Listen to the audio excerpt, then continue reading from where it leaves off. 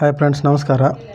ನೀವೇನಾದರೂ ಕೃಷಿ ಭೂಮಿ ಅಂತ ನಮ್ಮ ಹೊಲ ಗದ್ದೆಗಳನ್ನ ಏನಾದರೂ ಸರ್ವೆಗೆ ತುಂಬ ಅಕ್ಕಪಕ್ಕದವ್ರು ಏನಾದರೂ ನಂದು ಅಲ್ಲಿಗೆ ಬರುತ್ತೆ ಇಲ್ಲಿ ಬರುತ್ತೆ ಭೂಮಿ ಅಂತೇಳಿ ಸರ್ವೆಗೆ ಏನಾದ್ರು ಅರ್ಜಿ ಹಾಕ್ಕೊಂಡಿದ್ದೆ, ಕಿರಿಕಿರಿಯಲ್ಲಿ ಅರ್ಜಿ ಹಾಕ್ಕೊಂಡಿದ್ರೆ ಆ ಅರ್ಜಿ ಸ್ಥಿತಿ ಹೇಗಿದೆ ಎಂಬುದನ್ನು ನಾವು ತಿಳ್ಕೊಳ್ಬೋದು. ಮೊದಲನೇದಾಗಿ ಮೋಜಿನಿ V3 ಅಂಥೇಳಿ ಒಂದು ಸರ್ಚ್ ಬಾರಲ್ಲಿ ಸರ್ಚ್ ಕೊಡಿ, ಇಲ್ಲಿದೆ ನೋಡಿ.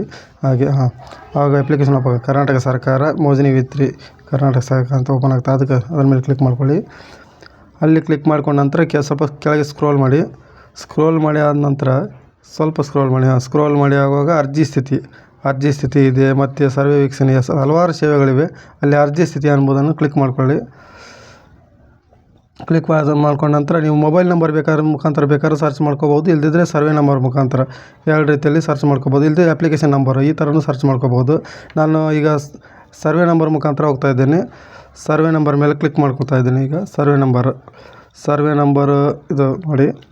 ನೆಕ್ಸ್ಟು ಡಿಸ್ಟಿಕ್ಕು ನಾನು ಬಾಗಲಕೋಟೆ ಅಂತ ಇದು ಮಾಡ್ಕೊಂಡಿದ್ದೇನೆ.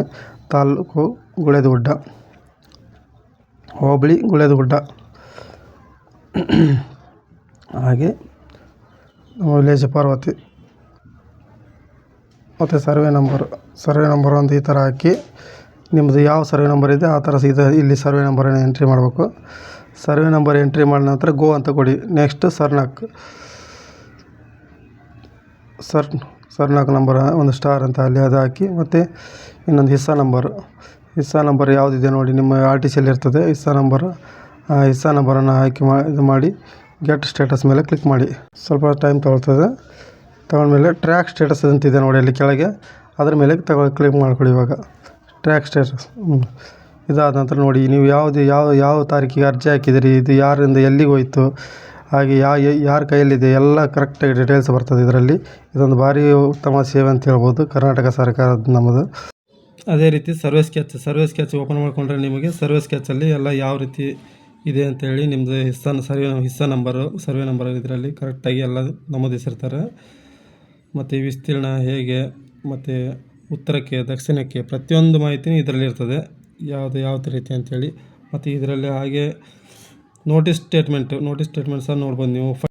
ನೋಟಿಸ್ ಸ್ಟೇಟ್ಮೆಂಟ್ ಅಂತಂತಂದರೆ ಇದರಲ್ಲಿ ಗಡಿ ನಿರ್ಧಾರ ಪತ್ರ ಅಥವಾ ತಿಳುವಳಿಕೆ ಪತ್ರ, ಹಾಗೂ ಮತ್ತು ಅವರೇನು ನಮಗೆ ಪೋಸ್ಟ್ ಮುಖಾಂತರ ನೋಟಿಸ್ ಕಳಿಸಿರ್ತಾರಲ್ಲ ಆ ನೋಟಿಸ್ದು ನಂಬರ್, ಟ್ರ್ಯಾಕ್ ID ನಂಬರ್ ಅದೆಲ್ಲ ಇರ್ತದೆ ಅದರಲ್ಲಿ.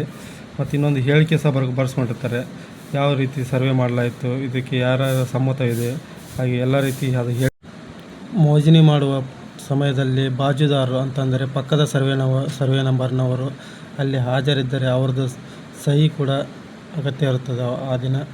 ಹಾಗೆ ಮೋಜಿನಿದಾರರು ಮತ್ತು ಕೆಲವೊಂದು ಸಾಕ್ಷಿಗಳನ್ನು, 1-2 ಸಾಕ್ಷಿಗಳನ್ನು ಸಹ ಕೇಳ್ತಾರೆ. ಆ ಸಾಕ್ಷಿಗಳು ಸಹ ಅವತ್ತು ಅಲ್ಲಿ ಇರಬೇಕಾಗ್ತದೆ.